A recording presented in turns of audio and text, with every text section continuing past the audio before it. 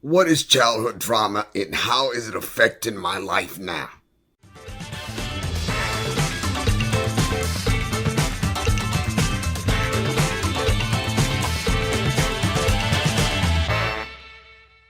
One of you asked in the wake of the Anne Hayes tragedy for me to talk about childhood trauma and how it affects us as adults.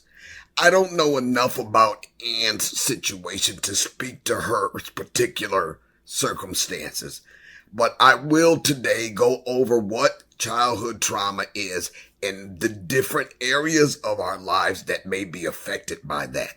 Now, before I go into this, please understand, number one, you could have 3 different siblings in the same household with the same kind of trauma going on at the same time.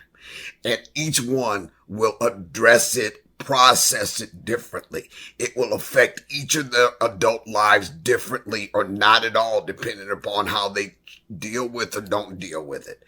So none of these things that I'm speaking today are boilerplate to say that if you went through ABC trauma, that now it's gonna affect your adult life C, D, E. We're human beings, that the complexities of the human psyche cannot be boilerplated like that. So understand that as we talk through these generalities. The other thing is that research has determined the degree to which the length of how long the trauma occurred and what type of trauma it is will all affect whether or not certain of these areas might affect you. So I'm just giving you these generalities.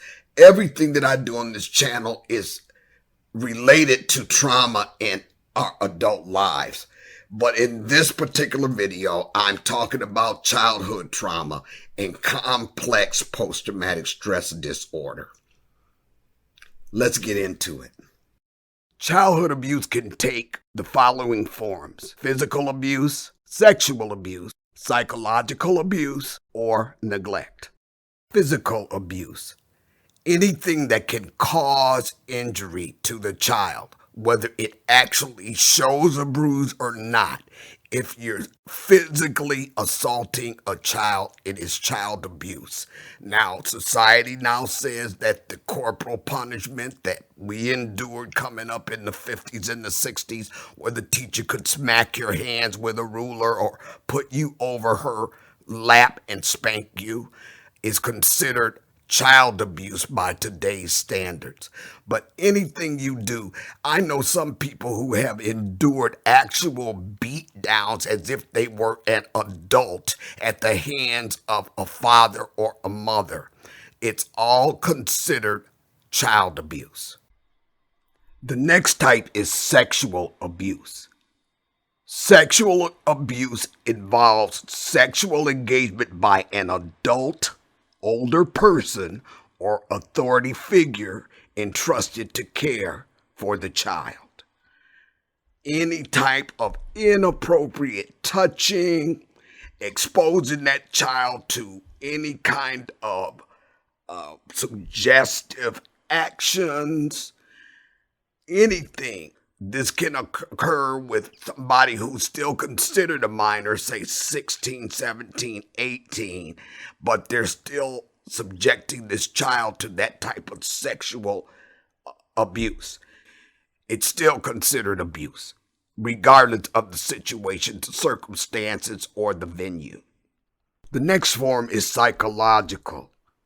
That involves a deliberate action to create fear in, or an action that's intended to injure the child's dignity and psychological well-being. These can include threats of abandonment, threats to harm the child, threats to harm people or things about which the child cares, berating, disparaging, or scapegoating a child, confining a child, such as putting them in a closet or tying them to a chair, physical humiliations, standing naked in front of others as an example, coercing the child to inflict pain on themselves.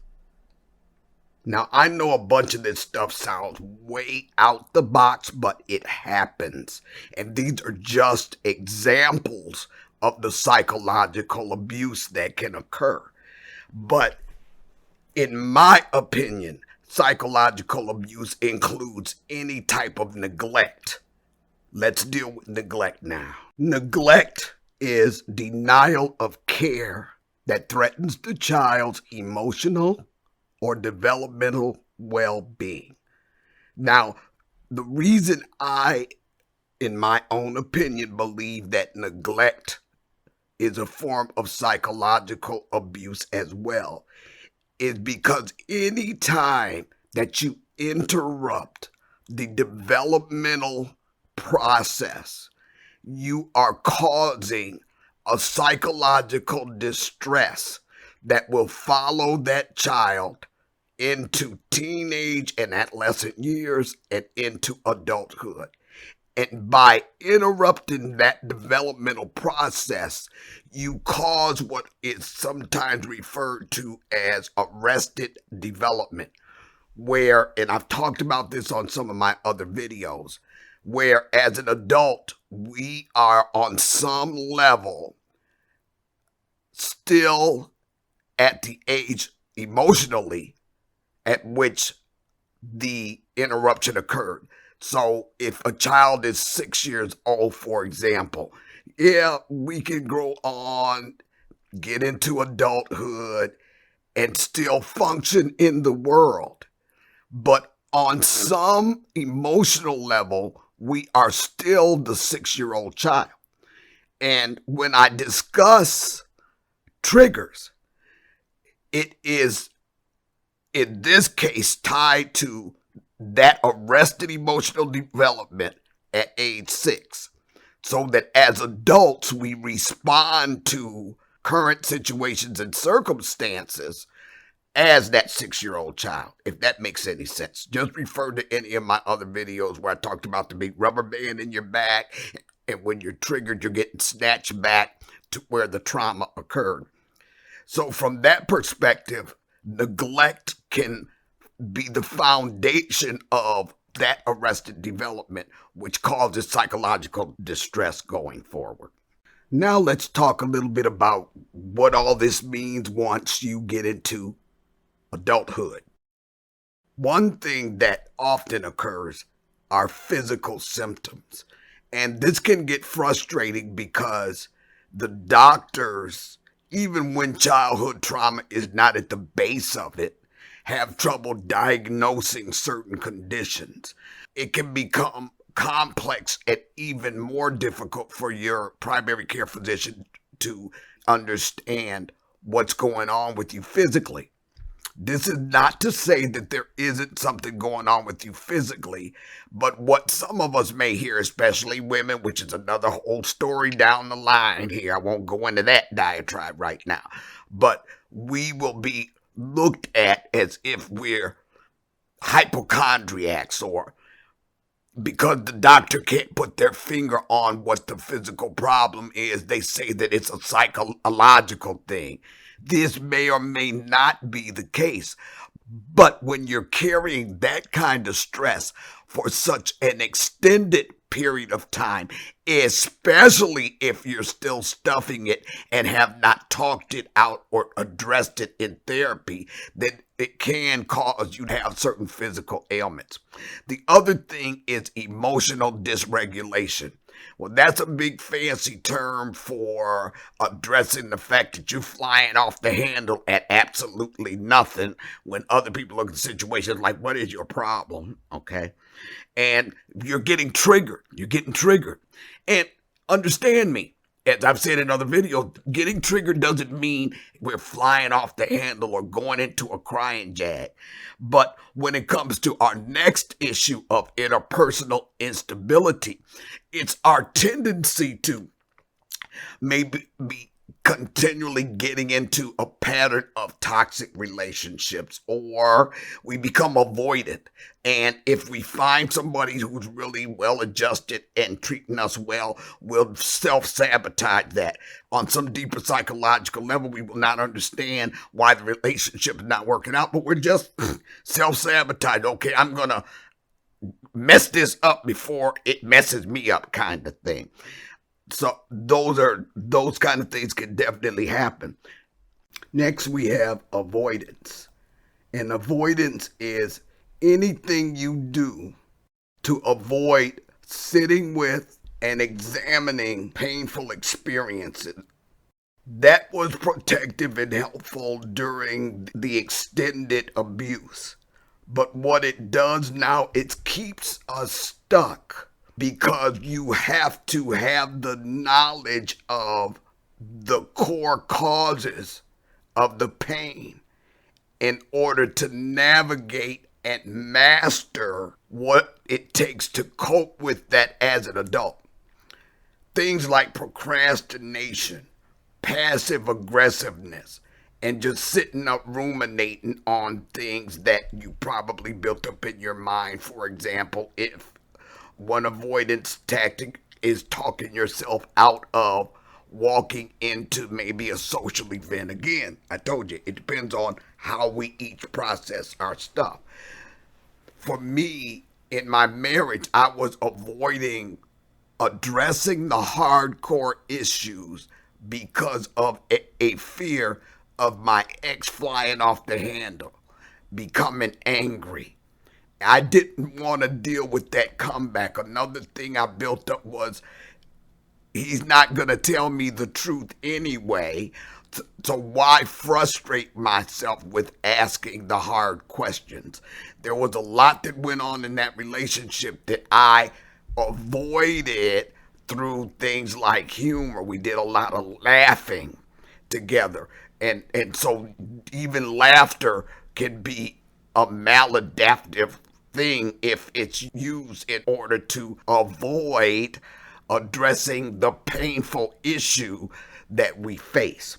Now, what we have to understand as adults, though, is that we are not going to be fully aware of where we're being avoidant.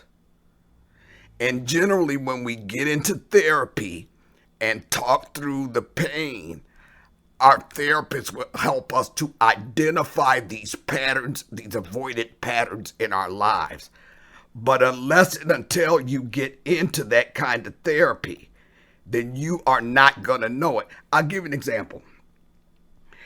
I was recently talking to some people who had some traumatic childhood events in their lives. And we were talking about what all of us, we all have similar backgrounds, could do in order to address those issues. And naturally, y'all know me by now. First thing I'm talking about is you need to get into therapy for that. If you got childhood issues, you need somebody who specializes in complex post-traumatic stress disorder, yada, yada. Well, they said, well, so-and-so is in therapy and I'm in therapy, and I challenge that. If you're not talking about the childhood trauma in that therapy session, you are not getting therapy for that core issue. So when I tell you guys or suggest you guys or strongly advise you guys to get into therapy, I'm not talking about just go to therapy and talk about everything but the core issue. I'm talking about get into therapy and talk about the fact that you went through this kind of pain as a child. You have to be willing to talk about that in therapy. Or yeah, therapy's going to be beneficial, but the challenge becomes, are you ready, willing, and do you have the courage to bring up the childhood trauma in that therapeutic relationship?